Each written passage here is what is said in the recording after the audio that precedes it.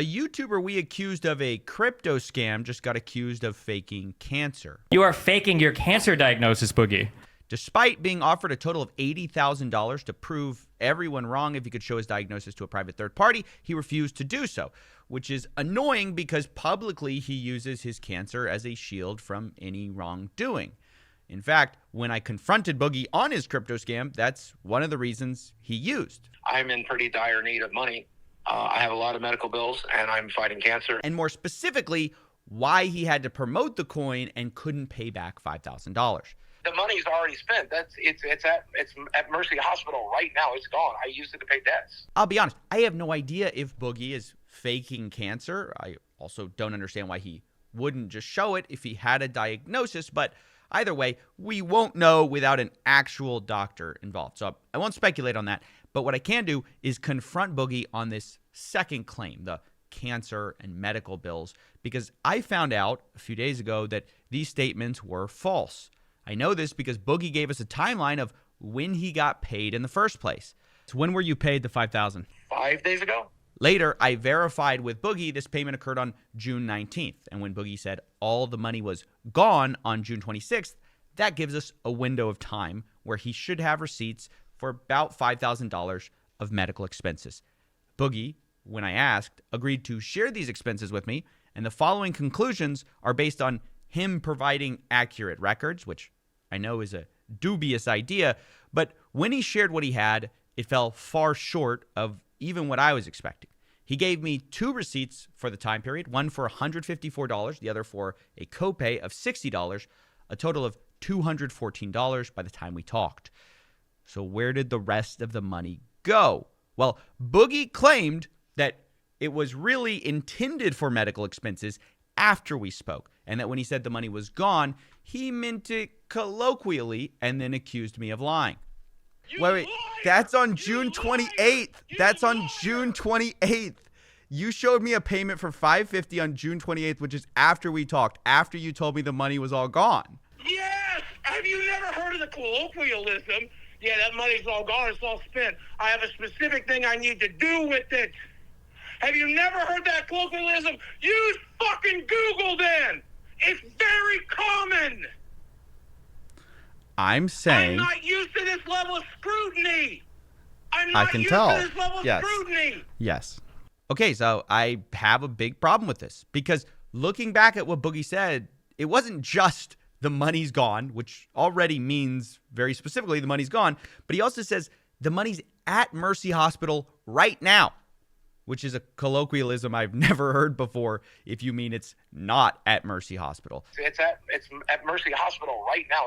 But even being as charitable as I can, adding in everything he calls medical expenses outside of our time window, like there was an $1,000 credit card payment. Okay, we'll just say that's medical, right? He's still only able to get me to about $2,500 worth of medical expenses for the month, most of it not to Mercy Hospital, which I wondered about. Did he need the fatty coin then? From where I was sitting, instead of having spent the money on medical bills, it looked like he saved most of it because of his starting and ending bank balances for the month. Wait, you're taking... a fucking liar. You paid about $2,500. Like you're also talking about money you haven't spent, which you're trying to add up to $3,000. That's not the $5,000 you said was gone. And then you're taking... I told you it was $4,000 when we started this conversation, but of course you're lying about that too. Boogie, can you explain exactly how you started the month with $800, ended it with $5,000? You're saying the $5,000 you made from a crypto scam has nothing to do with it. I saved my ass off. That's right. The $5,000 Boogie made from a crypto scam has nothing to do with the $5,000 sitting in his bank account right now. That's there because he pinched his pennies. Now, when I pointed out Boogie could have refunded the scam if he wanted to, he freaked out and told me he's got a mortgage to pay. Boogie, you need to pay that $5,000 back. You need to find a way to refund people. You, it's spent. If I do, I won't have It's not spent. You have $5,000. No, well, I can't. I won't have mortgage. But this is totally shifting the goalposts. Remember, the reason we were told the money was at Mercy Hospital right now, that was initially. Now it's because he's got a mortgage. But also, Boogie had showed me his income for the last month, and it looked to me like the podcast is what paid for his mortgage. And so I asked, wouldn't that money pay for your mortgage? Boogie said, this month it wouldn't, because he had to go on a special trip, and his co-host was withholding all the money for that month. Do you understand? You're not getting a Where's your podcast payment coming from? You got that on the 30th. It's being fucking kept so we can go for this goddamn trip. The money's coming out of my goddamn paycheck. So you're going on a trip.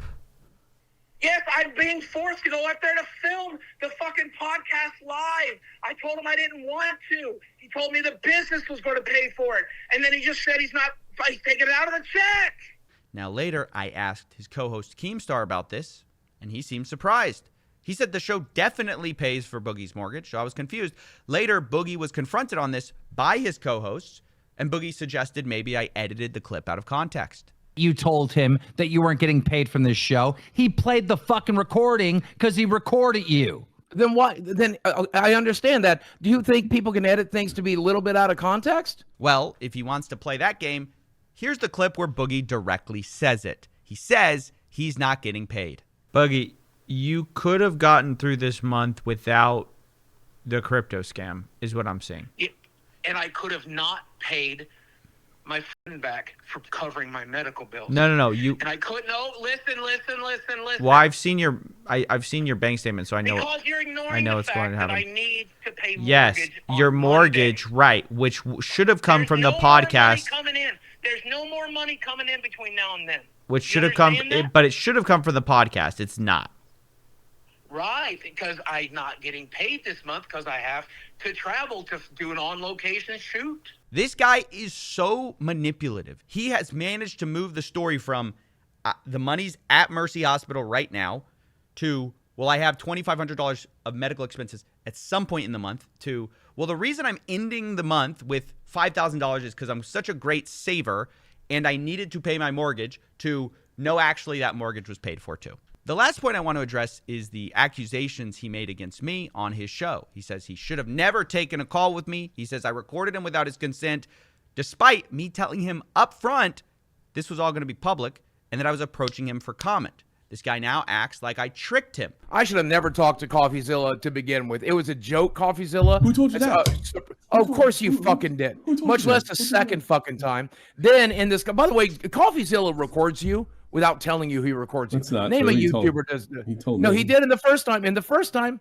Well, I think it's worth showing you then how he talked about me behind the scenes when he spoke with me, because it was very different to what he's saying now. Now he's saying I'm taking him out of context, that he didn't know what was going on. Here's what he was saying back then. Amount of integrity. I really, really appreciate it. Hey, no. I mean, to be honest, I'm happy to do it. It's something that I really like people to know ahead of time. I mean, it's not. Yeah. I try to play a long game with YouTube. I'm not interested in like a quick video. Yeah. Like, who cares? Like, I'd rather, you look better and you get your point across than. Thank you. And it shows that you have the integrity that I believe you did. 110%. It means so much. Many YouTubers would not have done that for me, and you did, and I think that's incredible. And no matter what you have to say in this video, I'll never have a bad thing to say about you. Even on the show, even on the local podcast where my job is going to be to attack you back, I'm just not going to do it. I'm like, no, I think Coffee was fair. I'll be genuine. Okay. Okay. Thanks, man. Thank you, man. Appreciate it. Of course. All right. I really appreciate you. Thank you, man. Have a good night. Have a good night.